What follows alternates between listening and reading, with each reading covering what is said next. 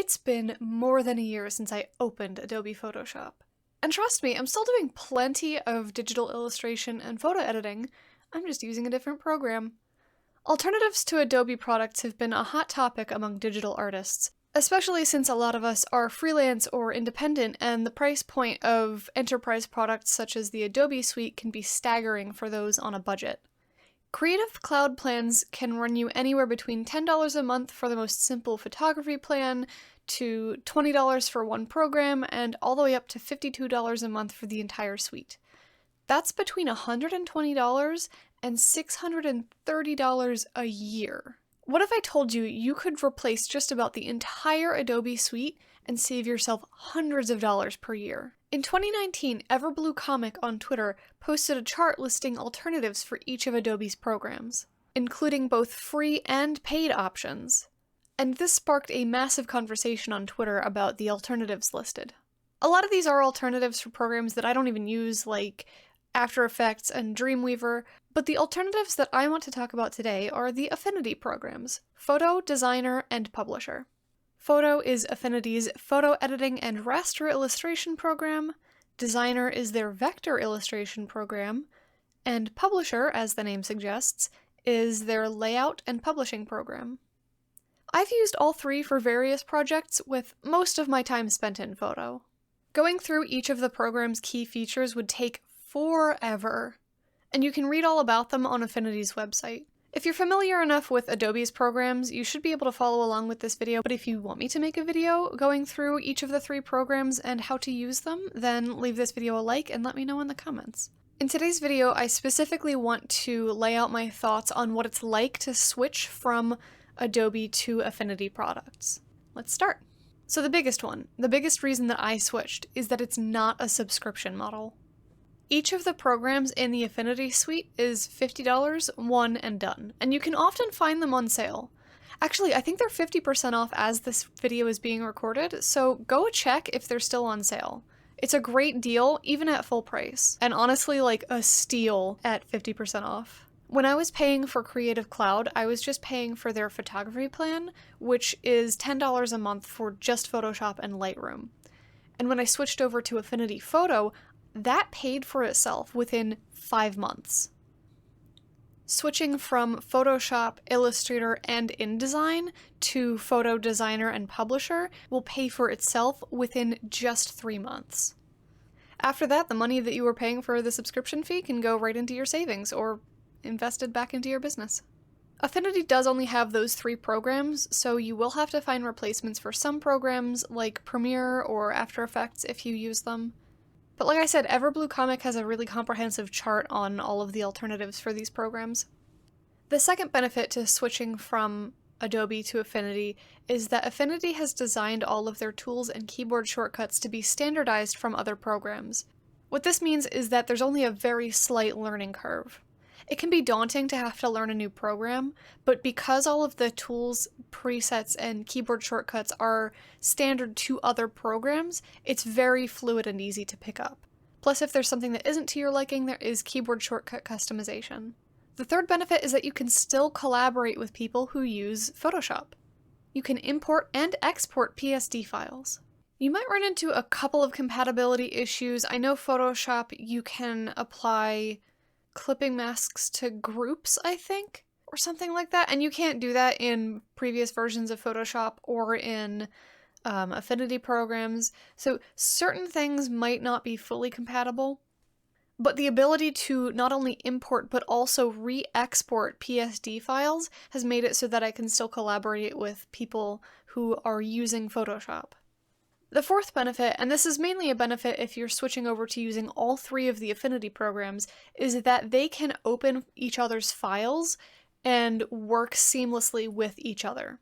If you're working on something in Designer and you decide that you need it to be a pamphlet layout, you can hit File, Open in Publisher, and it will automatically open Publisher and move the file over to Publisher. The Affinity file format is fully compatible with all three programs, and that makes doing things like adding raster elements to vector illustrations or vice versa super fluid and streamlined. A couple of other benefits, rapid fire style, live filters are the bomb diggity. You can do something similar in Photoshop by making a layer a smart object and then using smart filters, but like, come on, you don't always want to do that. Sometimes you just want to blur an image non-destructively. Or add halftone non-destructively. One of my favorite uses for live filters is adding a high-pass filter and then setting it to overlay. This adds a little bit of crispness to your art, especially if you're taking it to print. Okay, this one's not really an objective benefit, but I hate working with vectors, and I kind of like Designer. Take that for what you will. Lastly, it can open .tiff files. This is sort of a necessity for the way that I work, and depending on your process, it might be important for you too. I mostly mention it because some of the other Photoshop alternatives can't. So let's talk about some of the struggles that I faced when I switched from Adobe to Affinity. Right off the bat, because I mostly used Photoshop in the past for digital illustration, I noticed that Affinity's brush organization and their brush engine are severely lacking in comparison to Photoshop. Especially newer versions of Photoshop CC, you have vastly improved brush organization from previous versions. The brush organization in Affinity Photo is a lot like older versions of Photoshop. While you can import Photoshop brushes, a lot of my Photoshop brushes broke upon import because of the way the brush engines are different. The engine lacks a lot of the necessary features to replicate some of my favorite Photoshop brushes, and that's pretty disappointing. I'll touch on what I ended up doing about this later. Affinity has a couple of features that are available in one of their programs, but not all of their programs. For instance, there are no asset libraries available in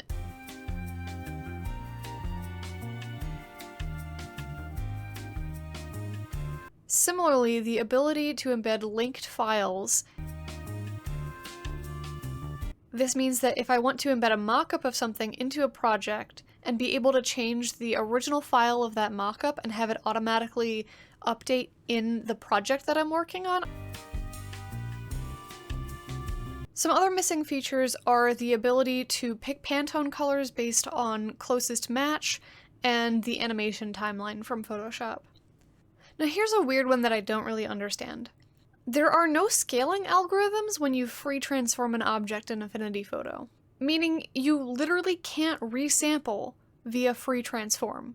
Okay, watch this. Free transform is super weird, and transformed layers have to be re-rasterized if you want to keep drawing on them at an upscaled resolution. Watch what happens when I draw something really small and then I upscale it. It's super pixely, which you would expect, but then when I keep drawing on top of it, I'm drawing at the same resolution as the upscaled image. And if I right-click the layer and rasterize it, I can draw at the resolution of the canvas, which is what I would have expected when I'm done free transforming.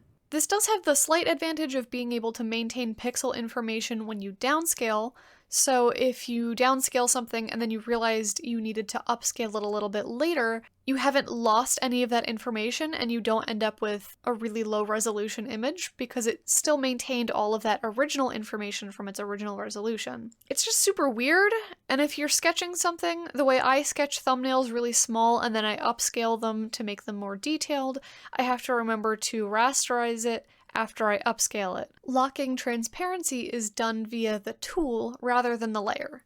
This isn't really a con, it's just, it took me a while to realize this when I was starting to use Photo, and it was a weird part of a learning curve of this new program. Ultimately what you're doing is you're trading some issues for other issues. Affinity products aren't built on 20 years of legacy code like Photoshop is, so the code is more streamlined. On the other hand, since it's new software, not all of the kinks have been worked out yet. So you get weird things, like how changing tools sometimes swaps the foreground and background colors. Affinity Photo has gotten a lot better in the year that I've been using it. Some of the problems, like some bugs and display tablet compatibility and other things, have been fixed and new features have been added, but you're still playing the waiting game with other features. Admittedly, I haven't used Illustrator and InDesign enough to judge how Affinity's alternatives live up to them, but I've been able to do just about everything that I've needed to do in these three programs, with the exception of digital painting. Before we get into that, this video isn't sponsored or anything, but I do want to bring up that Affinity is currently offering a 90-day free trial of each of their programs, and this trial can be activated even if you've already activated a trial in the past. They're all also currently on sale for 50% off. I don't know when that offer ends, but I will leave a link in the description so that you can go check. So, despite Affinity Photo being a capable drawing program, I've determined that it's not robust enough for me to continue digitally painting exclusively in that program. I mentioned the issues that I have with the brush engine, and that's really what it comes down to. So what I've done is I've added Clip Studio Paint to my repertoire. Clip Studio's brush engine is much better for the purposes of digital painting, and it has an animation timeline, which is one of the features that Affinity is sorely lacking. If you want to see a video on how I use Clip Studio as a former Photoshop user, then let me know. Affinity Photo, in my opinion, is best used as a photo editor rather than a digital painting program. You can absolutely draw in Affinity Photo, and I do so all the time. I've made plenty of art in it before I switched over to Clip Studio, but Clip Studio is just so much of a smoother experience for digital painting that I don't even want to compare the two. My current workflow for digital illustration involves doing the painting in Clip Studio and then exporting the flattened PNG so that I can do a little bit of post-processing in Affinity Photo. Clip Studio doesn't have features like the liquify tool or high-pass filters, which I use to add a little bit of clarity to my artwork. So I've found that having both programs means that I can make up for some features where the other program lacks them. I also use Affinity Photo for all of my photo editing. That includes all of my product photos for stuff like my store, social media photos for my artwork, touching up scans of my traditional artwork, etc. The ability to seamlessly transport files between photo, designer, and publisher means that I don't have to play the game of exporting and re-importing files all the time whenever I create designs, layouts, mock-ups, and more. I've been able to create everything from artwork to print files to apparel designs to even books with ease. While I'm still learning these programs, and trust me, I still have a lot to learn, especially about the vector and layout programs, the features in these programs put them almost on par with industry standard. And since you can export to PSD and other shareable formats, you can still collaborate with others using Adobe products. What digital art programs do you use? Let me know in the comments. If you're new here, make sure you're subscribed because I don't want you to miss a single video. And if you missed my last video, you can watch that right here. I painted on glow-in-the-dark paper, which is really freaking cool. You should go check it out. Until then, take care.